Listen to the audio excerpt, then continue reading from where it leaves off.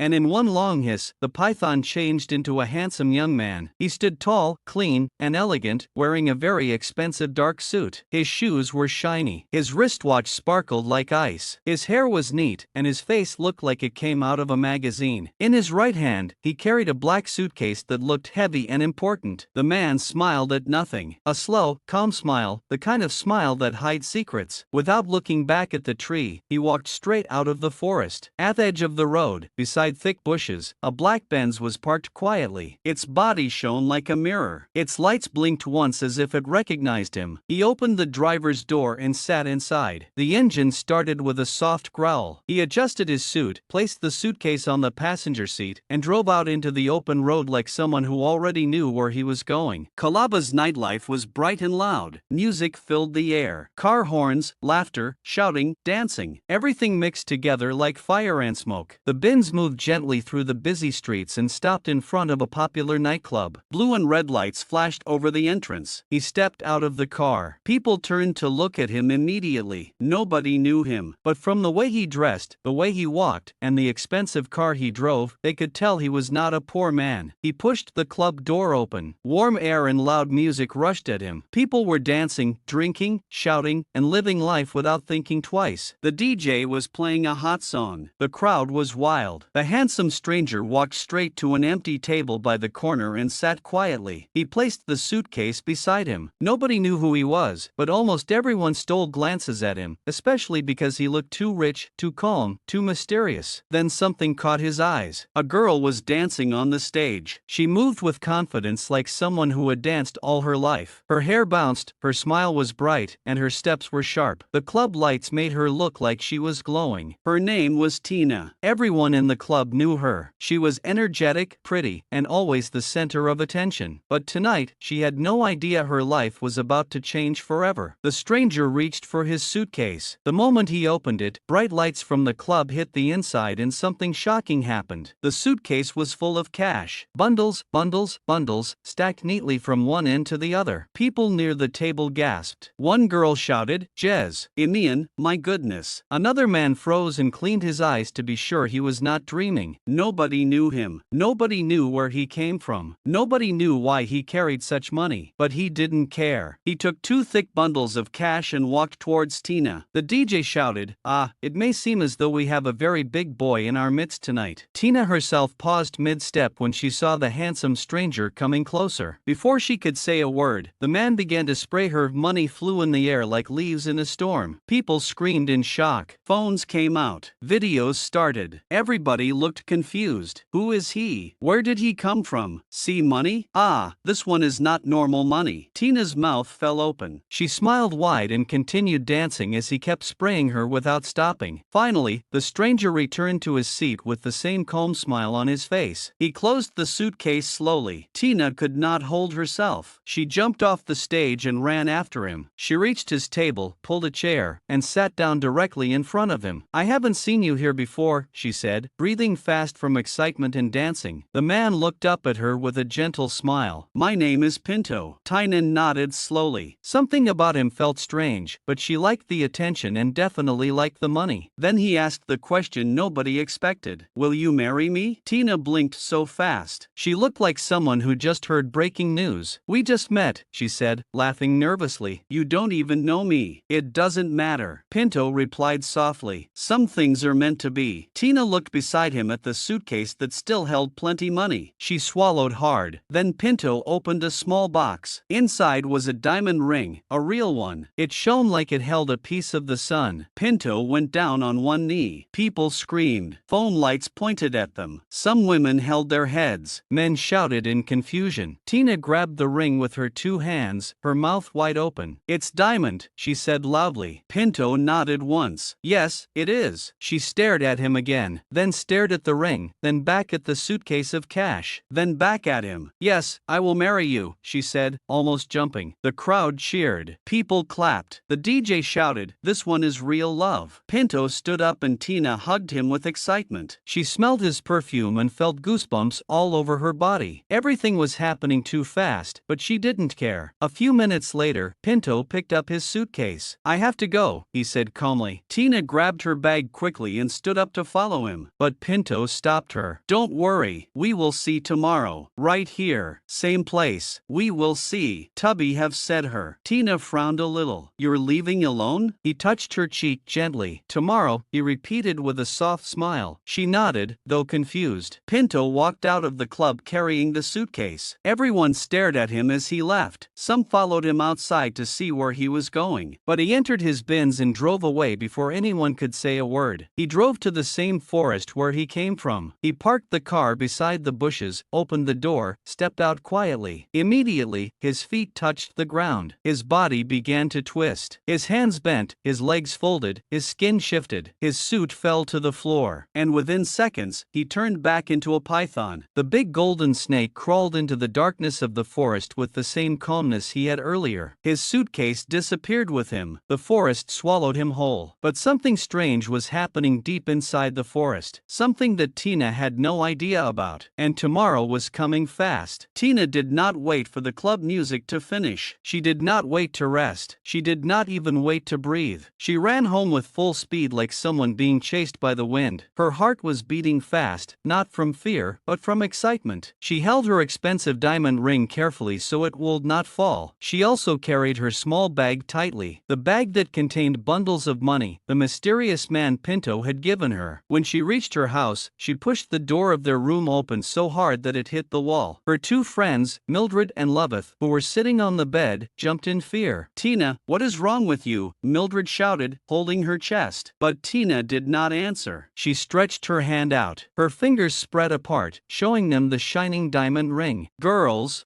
look, she screamed with joy. The ring sparkled like a tiny star on her finger. Mildred's eyes widened until they looked like they would fall out. Wait, is this real diamond? Mildred asked, moving closer. Tina smiled proudly and nodded fast. Yes, real diamond. Loveth swallowed hard. From where? My chops are my. Tina rolled her eyes dramatically. Relax, I didn't steal it, she said. I met a big boy today, a billionaire. Mildred and Cammy looked at each other, confused. Tina opened her bag and started bringing out bundles of cash, dropping them like she was unpacking clothes. The bundles kept coming and coming. Mildred and Kimmy froze. They did not blink. They did not move. They did not breathe. What? What is this? Kimmy whispered. Money, Tina shouted. He gave me all this money and he proposed with this ring. Mildred shook her head slowly. Tina, are you sure you didn't go and steal? I didn't steal anything, Tina snapped. She flipped her long braids and sat proudly on the bed. I told you girls to follow me to the club today, but you refused. Now look, I'm not giving you people a dime, Mildred hissed loudly. Loveth sat up straight. Tina, calm down, Loveth said softly. We are happy for you, but I don't think this is okay, Tina frowned. What do you mean? It is too sudden, Loveth continued. How well do you know this man? Who is he? Where is he from? Where did he get all this money? Immediately, she finished talking. Mildred and Tina shouted at her together. Shut up, Mildred said. You don't know anything, Tina added. Loveth kept quiet, but she still looked worried. Tina hugged the diamond ring to her chest, smiling like someone who won a lottery. I'm going to marry him, she whispered to herself. My life has changed. But Kimmy looked away. Something in her heart was not comfortable. Something about Pinto did not feel normal. The next night came quickly deep inside the forest under the same giant tree. Something moved again. The leaves shook. The air became silent. A long python crawled out from the roots of the tree. Its golden scales shone brighter than before. Its eyes glowed like two small lamps. Once again, its body twisted, its skin cracked, its shape stretched, and slowly the python changed back into the handsome man called Pinto. Tonight, he wore another expensive suit. This time, his outfit had a golden touch. Even his new suitcase sparkled like treasure. He smiled to himself and walked to the road where his Benz was waiting. He entered the car and drove straight to the nightclub again. Tina was already outside the club with her friends, dressed beautifully. She kept looking left and right, waiting. That's him. That's him, she suddenly shouted when she saw the Benz. As soon as Pinto parked and stepped out, Tina ran to him like a child running to her father. She jumped on him and hugged him tightly, but when her skin touched his, she gasped. Wait, why is your body this cold? She asked, pulling back a little. Pinto smiled calmly. Oh, it's the AC in the car. I like it very very cold. Tina did not suspect anything. She laughed and hugged him again. Mildred and Loveth also greeted him with excitement. "Welcome, sir," Mildred said, almost bowing. Loveth greeted too with a handshake, but her eyes stayed on him with hidden fear. That coldness she felt from his handshake was not normal. When they entered the club, people who saw him the previous day began shouting, "Boss, big man, man of the night, spray us again." Phones were already out. People wanted another show. Pinto didn't smile. He only nodded a little and walked inside with Tina holding his arm proudly. Tina's friends could not stop staring at him like he was a celebrity. While they sat down, Pinto leaned back, looked into Tina's eyes, and spoke calmly. "I want to visit your parents tomorrow." Tina screamed. Mildred screamed. Kimmy screamed, too, though her own scream was small and worried. They jumped up and danced around like children. Tina kissed Pinto's cheek. "Ah, you're serious? You really want to marry me?" she shouted. Pinto only smiled in a strange, careful way. But from the corner of the club, two men were watching. They sat in the shadows wearing black coats. Smoke floated around them as they puffed quietly. One of them was Dennis. Dennis, Tina's ex-boyfriend. His eyes were sharp with jealousy, and his friend beside him kept whispering angrily, "Look at her. She has followed another man," the friend muttered. Dennis kept staring at Pinto with cold burning in his eyes. "That man? Something is not right about him," Dennis said. But Pinto did not look in their direction. He did not even seem to notice them. After a while, Pinto stood up. "Let's go," he said. Tina picked her bag immediately. Mildred and Kimmy ran after them. Pinto walked out of the club, opened his car door, and motioned for them to enter. "I want to show you something." The girls entered the car. As he drove, the road became quieter and more beautiful. The street lights glowed softly. Expensive houses lined the road. Flowers grew around tall fences. Tina's mouth was wide open. "Where are we?" she asked. Pinto stopped in front of a beautiful duplex. The house looked fresh and expensive with bright lights, clean walls, and a small garden at the front. He stepped out and pointed at it. "I bought this house," he said softly. "And it is in your name, Tina." Tina screamed so loudly that even the gate shook. "Oh my God," she cried. She ran to him and hugged him tightly. She even lifted her legs in excitement. Mildred and Loveth clapped their hands, shaking their heads in disbelief. Loveth whispered to Mildred, "This is too much, too fast, too strange." But Tina did not hear anything. She was dancing around the compound, touching the walls, opening the gate, closing it again, and laughing like a child. She jumped on Pinto again, wrapping her hands around his neck. "I love you. I love you," she shouted. Pinto held her gently, but his smile was not a normal smile. It was the smile of someone who was hiding something huge, something dangerous, something Tina was not ready for. And deep inside the forest, the giant tree trembled slightly, as if something was waking up, as if something was watching, as if tomorrow would not be normal. The following week was like a dream for Tina. From the moment Pinto said he wanted to marry her, everything happened fast, too fast. But nobody cared. Pinto had money, more than enough money, and in the eyes of many people, money was more important than questions. Tina's parents were the happiest. Her father kept smiling from morning till night. Her mother walked around the compound bragging to neighbors. "My daughter is marrying a rich man," she said to anyone who cared to listen. "A billionaire. God has done it." Her friends Mildred and Kem helped with every preparation. Mildred was proud to walk around with a friend who had suddenly become a big woman. Loveth, however, still had a strange feeling about everything, but she kept quiet. The wedding day arrived. It was grand. It was loud. It was colorful. Expensive decorations everywhere. Luxury cars lined up outside. People from far and near gathered. Musicians sang. Cameras flashed. Food did not finish. Tina wore a beautiful wedding gown that sparkled like fresh snow. Pinto stood beside her, dressed in white and gold. His smile never left his face. But something was strange, very strange. No single member of Pinto's family attended. Not his father, not his mother, not a sibling, not a cousin, not even a distant relative. People whispered, "Where is his family? How can a man so rich come alone? Maybe they live abroad. Maybe they couldn't travel." But after one look at all the money spent that day, everyone forgot their questions. Some people even said, "Who needs his family when he has this kind of money?" Nobody wondered where he came from. Nobody asked for his background. Nobody checked his story. They were too busy eating, dancing, taking pictures, and enjoying the show. Even Tina did not care. Love and money had covered her eyes. When the wedding ended, Tina and Pinto moved into their new beautiful duplex. Tina's pride grew like a balloon. Everywhere she she passed, people stared. She walked with so much confidence that even her shadow looked proud. She would smile and say to her friends, "I am now a big woman. My husband is a billionaire. Everything I want, he will buy for me." But deep down, she didn't know the truth about the man she married. At first, the marriage looked perfect. Pinto bought her expensive clothes. He bought her jewelry. He filled the house with gifts. He gave her money. He treated her gently. But one strange thing kept happening. Every night, Pinto disappeared. He never slept in the house. Tina would dress up for bed, enter the room, and ask, "Baby, are you not sleeping yet?" And he would reply, "No, I have to travel to Kenya tonight." At first, she was shocked. "Kenya every night? Why Kenya?" And Pinto would answer calmly, "I have a factory there. I must check it every night. By morning, I will be back." Out of excitement and gullibility, Tina accepted. She didn't ask the kind of factory he owned. She didn't ask the name. She didn't ask for information. She didn't ask how he traveled to Kenya and returned in a few hours. She simply believed everything he said because the money was too much for her to think clearly. When he left every night, she would smile at herself and say, "My husband is a hardworking billionaire. Let him work. I will enjoy the money." But Tina did not know that Pinto wasn't going to Kenya. He was going back into the forest, back to the big tree, back to his true form. Every night under the moonlight, he would change into a python and crawl into the shadow of the forest. Tina had no idea until one night. It was around 11 p.m. Tina was in the bathroom of their bedroom. She had a big mirror in her hand as she did her skincare routine. The bathroom light was bright. The mirror reflected everything clearly. She was singing softly when she heard the door open. "Baby, is that you?" she asked. There was no answer. She continued applying her cream. Then she lifted the mirror to check her face. What she saw behind her made her freeze. Her heart stopped for a moment. In the mirror, behind her, stood Pinto, who wanted to tell her he was leaving, but he was not normal. From the waist down, the mirror showed a long, thick python tail, golden, shiny, moving slowly like it was alive. Tina stared in shock, her eyes wide, her mouth open, but no sound coming out. Her hands began shaking so badly that she dropped the mirror. She slowly turned around. Pinto stood there. "Is everything okay?" he asked, but he looked completely normal. No tail, no scales, no snake-like appearance, just the handsome face she married. "Baby," he said in a calm voice. Tina stepped back, fear covering her entire body. I saw something in the mirror," she stammered. "Maybe it's my imagination." "I'm sure it was." Pinto blinked slowly. His calm smile disappeared for the first time. His eyes sharpened. "It was," he said, without saying another word. He stepped out and closed the bathroom door, turned around, and disappeared. Not by walking away, not by running, not by jumping. He simply vanished like he stepped into a shadow, and the shadow swallowed him. Tina pushed her back against the bathroom wall, breathing heavily. Her legs felt weak. Her whole body trembled. That night, she could not sleep. She paced around the room, checking the other mirror in the bedroom again and again. Afraid to look, afraid not to look. Her heart kept pounding with one question. Was it my imagination? Morning came. Pinto returned as if nothing happened. He wore another expensive suit, calm and gentle. "Good morning, my love," he said, smiling. Tina's breath shook. The image of the tail refused to leave her mind. She wanted to ask him again, but she stayed quiet. Pinto touched her cheek gently. "Why do you look scared?" he asked. Tina forced a smile. I didn't sleep well." Pinto nodded. "It is fine. Prepare yourself. We will go somewhere tonight." "Where?" she whispered. "You will see." His smile was soft, but something in his eyes looked sharper than before, almost as if he knew she saw something and was waiting. Tina swallowed hard. Her life had changed, but she didn't know if it was for better or for something far more dangerous. And somewhere deep inside the forest, the giant tree moved again, as if something bigger was waking up. Something connected to Pinto, something Tina was not ready to face. When it was time for them to go out, Tina sat beside Pinto inside the bins, but she could not relax. Her fingers kept touching each other. Her legs kept shaking, and she kept stealing quick glances at him. Every time she looked at him, her heart beat faster. She remembered the mirror. She remembered Snake like the tail. She remembered the strange way he disappeared, but now he looked normal. Too normal. He was smiling, handsome, calm, and acting like nothing happened. That alone made Tina more scared. Pinto glanced at her. "Are you okay?" he asked gently. Tina swallowed hard and nodded quickly. "Yes, I'm fine," she whispered. But she was not fine. Her mind was loud. Her thoughts were running up and down. She kept asking herself the same same question. Did I really see a tail or was it my imagination? Pinto kept riding quietly and Tina's eyes kept going to his legs, his hands, his body. She wanted to be sure she wasn't sitting beside something dangerous. Then suddenly, Pinto turned off the main road and entered a lonely path that led toward the forest. The road looked rough. Tall trees stood on both sides, and the wind made strange sounds as it blew across the bushes. Tina felt her chest tighten. Why are we going this way? She asked softly. Pinto smiled. It's a shorter route, don't worry. But Tina did worry. Her mind started shouting again. The car moved deeper into the forest area. Large trees covered the road like umbrellas. The sunlight hardly touched the ground. Bushes moved when small animals ran through them. Tina slowly moved closer to the door, her hand gently touching the door handle just in case. Pinto noticed again. You look tense, he said. No, I'm okay, Tina lied, forcing a smile. But the fear was already sitting inside her chest like a heavy stone. A few minutes later, Pinto stopped the car suddenly. The car made a soft sound as it came to a halt. Tina's heart nearly jumped out of her body. Why are we stopping? She asked in a shaky voice. Pinto did not answer immediately. He sat still, looking straight ahead. Then slowly, he turned his head and looked at Tina. His smile was calm, but something about it made Tina feel cold. He opened the door and stepped out. Tina froze. Pinto walked slowly toward the thick part of the forest and stared into it like he was studying something deep inside. The wind blew his suit lightly. He stood there silently, like he was waiting for someone or something. Tina opened her door a little and looked around. Cars passed the road far away, but only once in a long while. The forest was quiet. Too quiet. She finally gathered courage. What are we doing here? She asked, her voice almost trembling. Pinto turned to her with a wide smile. You know, he said calmly, I like this type of place. I love the peace here. I want to own a house in this kind of place someday. He lifted his hand and pointed toward the forest. Somewhere inside there. Tina's mouth opened in shock. She pointed immediately at the bush. Inside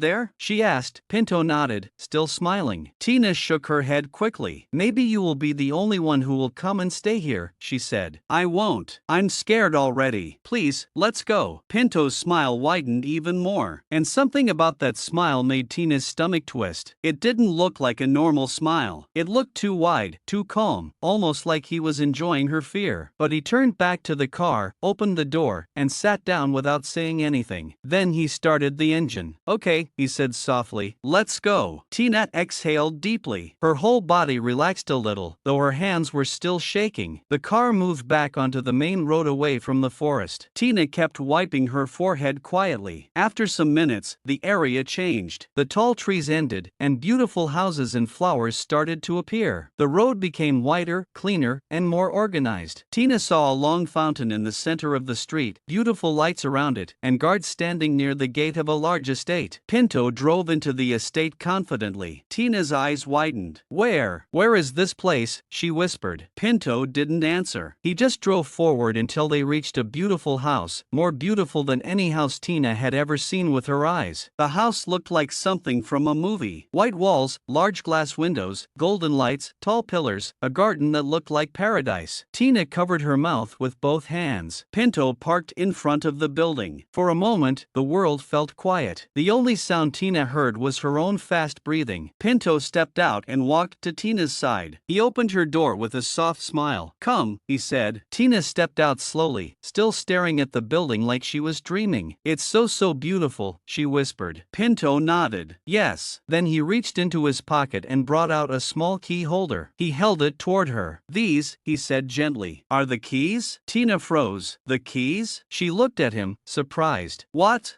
do you mean? Keys for what? Pinto stretched the keys closer. This is your house now, he said. Tina's mouth dropped open. My house? She asked, pointing to herself. Pinto nodded with a calm smile. I bought it for you. Tina screamed excitedly before she could control herself. She ran and jumped on him, wrapping her arms around his neck. Oh my God, she shouted. This is why I love you. You care for me too much. Pinto didn't react much. He simply held her waist gently and smiled. A very slow smile. Tina pulled back and looked at the house again. She ran to the gate, ran back, then ran to the door, then back to Pinto. Completely overwhelmed, she kept shouting, this is mine. This is mine for me. Pinto nodded quietly. Tina hugged him again, but she didn't see the look look on his face when she turned away. His smile slowly faded. His eyes changed for 1 second. Just 1 second. A cold, sharp look passed through them, then he blinked and the look disappeared. He returned to normal. Tina was too busy celebrating to notice anything. She held the keys tightly and kept running around the compound with joy. Pinto simply watched her, silent, observing, waiting. Tina finally stopped and leaned on the car, breathing hard from excitement. "Thank you, Pinto," she said softly. "Thank you for loving me." "Any tours?" Pinto smiled faintly. "You deserve everything," he said. But there was something else in his smile, something hidden, something that Tina did not see. Not yet. The next morning came slowly. Soft sunlight entered through the wide glass windows of Tina's beautiful new house. Birds sang outside, and the air felt fresh. But Tina did not feel calm. Her mind was still heavy from everything she had seen the previous night. She sat alone at the dining table with a cup of tea in front of her. She wasn't drinking it. She was only staring into the cup, her face full of quiet worry. The big house felt too silent, too empty. It didn't feel like a normal home. It felt like a place where secrets lived. Her phone suddenly rang and she jumped a little. It was her mother. Tina breathed in deeply and answered with a small smile in her voice. "Mommy." Her mother's voice was full of joy. "My daughter, my beautiful wife. Congratulations again. I heard about the house. Ah, God has done it for us. I am so proud of you." Tina managed to smile. "Thank you, Mommy." Her mother continued praising and thanking God for minutes. Tina listened quietly, nodding, but inside her heart, her fear stayed untouched. After her mother calmed down, Tina sighed and said softly, "Mommy, I want to tell you something." Her mother immediately became serious. "What is it?" Tina looked around the dining room, even though she was alone. Then she spoke in a quiet voice. "Mommy, yesterday night, I saw something strange in the mirror." "What did you see?" her mother asked quickly. Tina swallowed. "I saw something that looked like Pinto's tail," her mother gasped. "Tail? What kind of tail?" Tina closed her eyes. "A python tail, long, black. It was moving behind him." There was silence on the phone for a second. Tina continued talking fast, "But when I turned to look at him, he was normal. I think maybe it was my eyes. Maybe I was tired or something." Her mother suddenly raised her voice gently, trying to calm the whole matter. "Tina, my daughter, don't talk like that again. You hear me? Don't allow strange thoughts into your mind." "Mommy, but I listen." Her mother interrupted firmly. "Pinto is a good man, a very good man. He loves you. He takes care of you. He even bought you houses. Do you know how many women are praying for that kind of blessing?" Tina nodded slowly. "I know, Mommy." Her mother continued. "The devil can whisper nonsense into someone's mind. The devil wants to destroy good marriages. He will start putting strange ideas in your head, trying to make you fear your own husband. Don't let that happen." Tina wiped her face gently. "So, you don't believe me?" "I believe you are stressed," her mother replied. "Maybe you have been thinking too much. Maybe the mirror confused you. But what you think you saw is not real. Don't say such again." Tina nodded weakly. "Okay, Mommy." "Pinto is a blessing," her mother added. "Hold him well. Don't let small fears scatter your home. Do you hear me?" "Yes, Mommy." They spoke for a while longer. Normal things, peaceful things, motherly things. Then the call ended. Tina dropped the phone and sat back slowly, her eyes unfocused. Even though her mother spoke with confidence, Tina's heart did not feel settled. The memory of that tale was still sharp, too sharp. Just then, a loud knock came at the door. Knock, knock, knock. Tina stood up quickly and walked to the entrance. When she opened the door, her friend Kem jumped happily into the house. "My wife," shouted, "owner of a mansion. Show me around." Tina laughed a little for the first time that day. She held Lovithy's hand and took her around the house, showing her the large living room, the beautiful kitchen, and the wide bedroom with huge mirrors. Lovith was impressed. "Tina, this is heaven. You are blessed." Tina smiled softly, but after all the excitement, Lovith suddenly turned serious. "Tina, can I ask you something?" Tina nodded. Lovith lowered her voice. "Does your husband still sleep outside? As in, he still doesn't sleep at home?" Tina looked down. "Yes, he still goes out every night. He says he works in Kenya.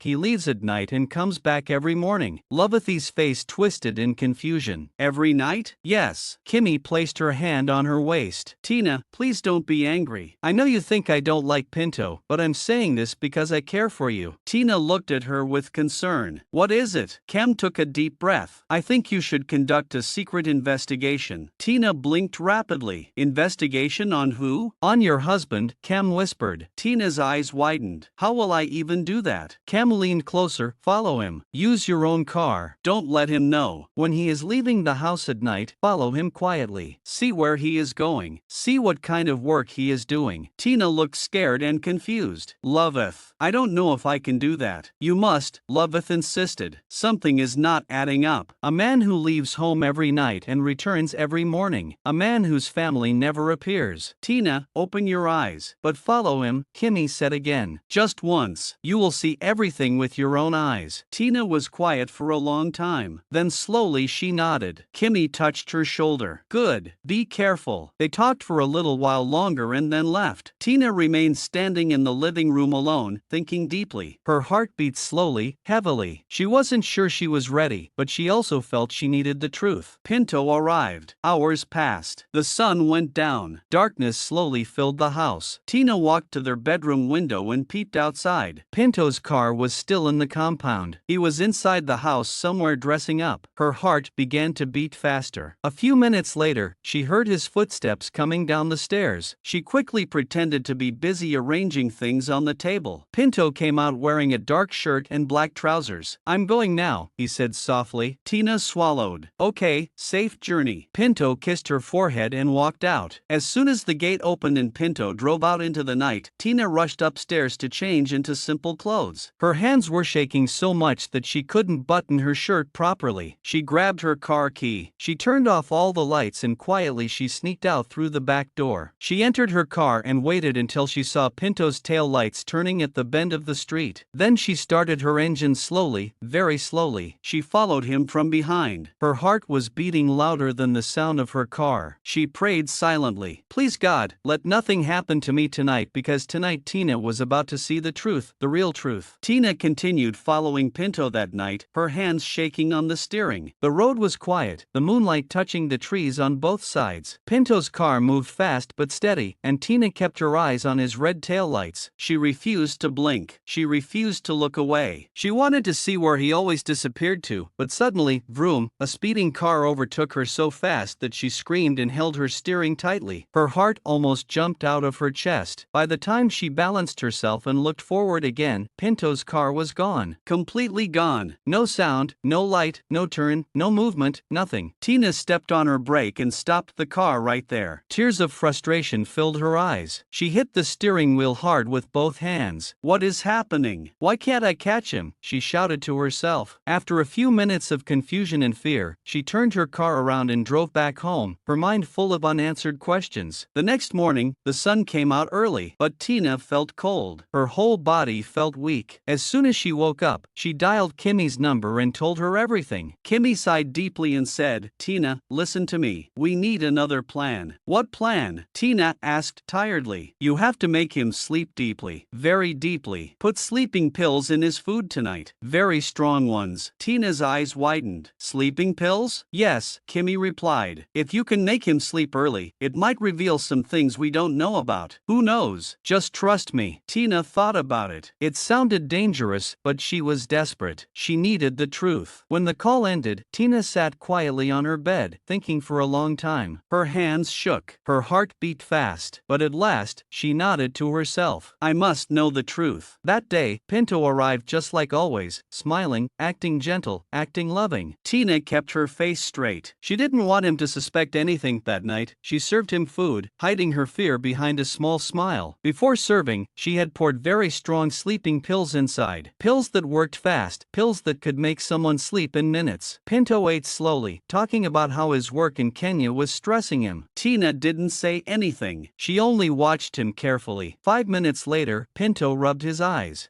I'm feeling somehow. Tina nodded quickly. You should rest a bit before you leave. He sat on the couch in the living room, leaned back, and closed his eyes. Within minutes, he slept off. Tina's heart began to beat so loud that she felt it in her ears. She walked to the bathroom and took a short shower to calm herself. She stayed under the water for a long time, breathing deeply. But when she returned to the living room, she froze. Her breath died in her chest. Her eyes grew big, like she was seeing something from another world. Pinto was lying on the couch, but he was not fully human anymore. A very long, thick, dark python tail stretched out of his clothes. It touched the floor. It moved slowly. It glistened glistened under the light. Tina's mouth opened wide and then she screamed. She screamed with everything inside her. She screamed so loud that the entire estate could hear. She didn't think. She didn't breathe. She didn't look back. She ran. She ran out of the house barefoot, tears pouring down her face. She ran past cars, past gardens, past everything. She ran until she reached the estate gate. The security men grabbed her, thinking something terrible had happened. "What is it, madam? What happened?" they asked, trying to hold her steady. Tina could not speak. She could only point toward her house, shaking violently. The security men looked at her confused. They didn't know what she had seen or why she was crying that way. They tried calling Pinto, but his number was suddenly not available. 3 of them rushed to her apartment. They searched everywhere, but they found nothing. No tail, no movement, no sign of Pinto, just an empty house. Even his car had disappeared. Tina sat on the ground at the gate, crying silently. She felt her whole world crumble. When she finally calmed a little, she called her mother. Early the next morning, her parents came. They held her like a child and brought her back to the house. Tina refused to enter at first, but her father gently encouraged her. Inside, everything looked normal, as if nothing strange had ever happened. Her parents looked around inside. "Tina, are you sure you saw what you said you saw?" her mother asked softly. Tina looked at her mother with red eyes. "I know what I saw," but they didn't believe her. They thought maybe she was stressed or maybe she had imagined it. Tina walked into the bedroom, removed her wedding ring with shaking fingers, and placed it gently on the bed. "I'm not staying here again," she whispered. Her parents nodded and took her out. They locked the door, and Tina walked away without looking back. Pinto never returned. He never called. His number stayed switched off. His car was never seen again, and nobody ever found him. Tina's life continued, but she never forgot the night she saw the truth. Be careful with people who enter your life suddenly and too perfectly. Not every glittering thing is good. Not every expensive gift comes from a clean place. Take your time to know people before you commit your life to them. A fast relationship can hide slow dangers. True love grows. It does not rush and it never comes with secrets in the night.